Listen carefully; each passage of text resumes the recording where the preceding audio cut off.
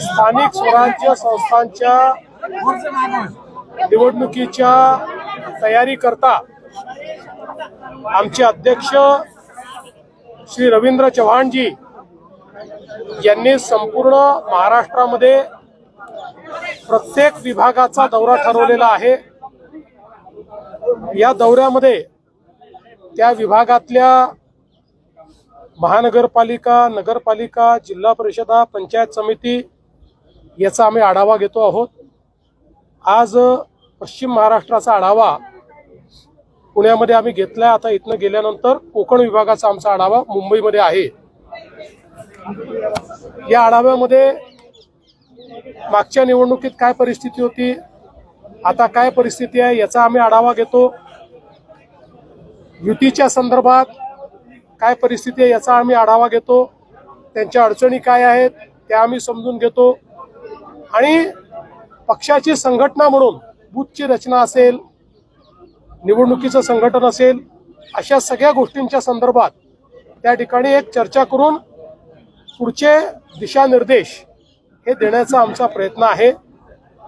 आज पश्चिम महाराष्ट्राच्या आढाव्यामध्ये सगळे आमचे मंत्री, आमदार, पदाधिकारी आणि सगळे माजी जिल्हा परिषद सदस्य, नगरसेवक असे सगळे वेगवेगळे लोक एकत्रित होते। एकेका जिल्ह्याचा आम्ही आढावा घेतलेला आहे। अतिशय सकारात्मक अशा प्रकारची परिस्थिती पाहायला मिळते आहे, उत्साह आहे। युतीच्या संदर्भात देखील आम्ही अगदी स्पष्ट निर्देश दिले आहेत की त्याचे अधिकार आम्ही हे सगळे खाली आमच्या जिल्ह्यांना दिलेले आहेत आणि सांगितलं आहे की जिथे शक्य असेल त्या प्रत्येक ठिकाणी युतीचाच प्रयत्न केला पाहिजे। काही ठिकाणी शक्य देखील होणार नाही, त्या ठिकाणी आम्ही स्वतंत्रपणे लढू, पण कुठे स्वतंत्रपणे लढलो तरी मित्रपक्षावर टोकाची टीका करायची नाही, अशा प्रकारचेही आम्ही त्या ठिकाणी निर्देश दिलेले आहेत। त्यामुळे त्या ठिकाणच्या परिस्थितीप्रमाणे ते आमचे जे युनिट्स आहेत ते चर्चा करतायत, युती ठरवतायत, काही ठिकाणी ती होते देखील आहे। त्यामुळे तो निर्णय आता खालच्या स्तरावर हा योग्य पद्धतीनं होईल असा मला विश्वास आहे। देवेंद्रजी, आता रवींद्र चव्हाण यांची नियुक्ती होऊन बरेच महिने झालेले आहेत तरी त्यांची कार्यकारिणी काही जाहीर होऊ शकली नाहीये, नेमक्या काय अडचणी येत आहेत? काही अडचणी नाही, मला असं वाटतं कधी पुढच्या 8-10 दिवसात ती जाहीर होईल। सर, या बैठकीच्या निमित्ताने भिडे गुरुजींनी आपली भेट घेतलेली आहे। भिडे गुरुजी मला इन्व्हिटेशन द्यायला आले होते। त्यांची जी मोहीम चालते त्यांनी मला त्या मोहिमेमध्ये निमंत्रण दिलेलं आहे। डिसेंबरमध्ये आहे ती, त्याचं निमंत्रण दिलेलं आहे। मी त्यांना सांगितलंय मला त्यावेळेस निवडणुका बघून शक्य असेल तर मी येईन।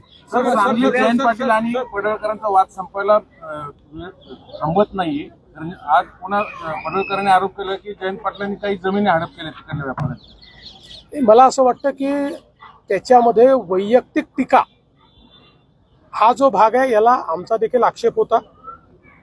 कोणीच कोणावर वैयक्तिक टीका करू नये असं आमचं स्पष्ट मत होतं। ते आम्ही पडळकरांना देखील सांगितलं आणि चंद्रकांत दादांनी स्वतः पुढाकार घेऊन त्या ठिकाणी वैयक्तिक जो वाद आहे, चिखलफेक आहे, ती मिटली पाहिजे अशा प्रकारचा प्रयत्न केलेला आहे। आता बाकी काही राजकीय आरोप प्रत्यारोप ते होत राहतात। तुम्ही जे म्हणतायत की महायुतीचा धर्म पाळला पाहिजे, त्यातलेच महायुतीमधील जे माजी आमदार आहेत रवींद्र दंगेकर, ते निलेश धायवळ प्रकरणावर अनेक टीका टिप्पणी करतात मोठमोठ्या नेत्यांवर, तुमच्या भाजपाच्या नेत्यांवर, त्यावर तुम्हाला काय म्हणणे, काय सांगतात महायुतीच्या घटनेवर? नाही, मी त्यांच्याबद्दल काय बोलणार आहे, मी त्यांचे जे बॉस आहेत त्यांच्याशी बोलेन ना, एकंदरीत त्यांच्या बॉसशी बोलेन। सर, जैन मुनींनी वक्तव्य केलं राजकीय पक्ष काढू, तुम्ही सुद्धा मुख्यमंत्री झाला ते त्यांच्याच पाठबळावरती असं म्हटलं आणि कटेंगे तो बटेंगे, त्याच्यामुळे एकत्र राहा आणि राजकीय सत्ता उलथवण्याची ताकद तयार करा अशा स्वरूपाचे वक्तव्य केले। आता हे कोणी केलंय हे मी बघितलेलं नाही, पण साधारणपणे जे सगळे जैन मुनी आहेत हे अतिशय त्यागानं जीवन जगत असतात। सगळ्यांना जगण्याचा उत्तम मार्ग ते सांगतात, अहिंसेचा मार्ग सांगतात आणि अपरिग्रह हा एक अत्यंत महत्त्वाचा जे मूल्य आहे ते शिकवण्याचं काम आमचे जैन मुनी करत असतात। त्यांच्याबद्दल नितांत आदर आम्हाला आहे आणि साधारणपणे जे जैन मुनी आहेत ते ज्या प्रकारे त्या ठिकाणी चांगला मार्ग सांगतात त्या मार्गावर चालण्याचा आम्ही प्रयत्न करतो. बाकी आता कोणी काही बोललं असेल तर मला त्याची माहिती नाही, त्यामुळे मी त्याच्यावर बोलू शकणार नाही. मराठवाड्यातल्या शेतकऱ्यांना मदत जाहीर झालेली आहे, ती नेमकी कधीपर्यंत मिळणार आहे? आता तातडीची काही गरज आवश्यक आहे त्या संदर्भात मदत मिळणं सुरू झालेलं आहे. आम्ही आता त्या संदर्भात निधीची जी काही आवश्यकता होती त्याचा पहिला टप्पा ऑलरेडी दिलेला आहे, दुसरा टप्पा देखील तात्काळ आम्ही देतो आहोत. आमचा प्रयत्न आहे दिवाळीपूर्वी जितके जास्तीत जास्त देता येईल तेवढे आम्ही देऊ. कदाचित काही दिवाळीच्या दरम्यान किंवा त्यानंतरही मिळेल, पण जास्तीत जास्त दिवाळीपूर्वी देण्याचा प्रयत्न करू. आज उद्धवजींनी तिकडे हंबरडा मोर्चा काढून बऱ्यापैकी पुन्हा एकदा सरकारवर टीका केली. आमचं लक्ष असेल, मदत नाही मिळालं तर आम्ही पुन्हा रस्त्यावर उतरू. चला, हे त्यांनी म्हटलं मला मान्य आहे, फार चांगलं आहे, हे विरोधी पक्षाचं काम आहे. भाई याचा अर्थ मदत मिळणार आहे याच्यावर त्यांचा विश्वास आहे. आम्ही जी मदत केली ती पण त्यांना मान्य आहे. आता त्यांचं म्हणणं एवढंच आहे की जर नाही मिळाली तर रस्त्यावर उतरू. आम्ही उद्धवजीला रस्त्यावर उतरू देणार नाही, आम्ही मदत नीट देऊ. सर, गेल्या आठवड्यात महापालिका निवडणुकीच्या पार्श्वभूमीवर मोठ्या प्रमाणात भाजपमध्ये इनकमिंग व्हायची चर्चा सुरू आहे. पक्षामध्ये ऑलरेडी भरपूर कार्यकर्ते झाल्याच्या बाहेरच्या नको अशा मतप्रवाह आहे. पुण्यामध्ये देखील ती अशी अवस्था आगामी काळात भाजपची काय भूमिका असणार आहे? भाजपमध्ये कुठलाही स्ट्रॉंग कार्यकर्ता जर आला तर त्याला घेण्याचीच आमची भूमिका आहे.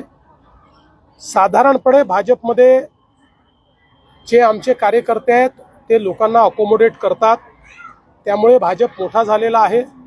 एखाद्या वेळी एखाद्या ठिकाणी काही नाराजी पण येते, त्यावेळी आम्ही लोकांना समजवतो आणि ते समजतात. एका सिनेमाच्या प्रीमियरला तुम्ही आज जाणार होते, ज्याला राज ठाकरे आणि महेश मांजरेकर येणार होते.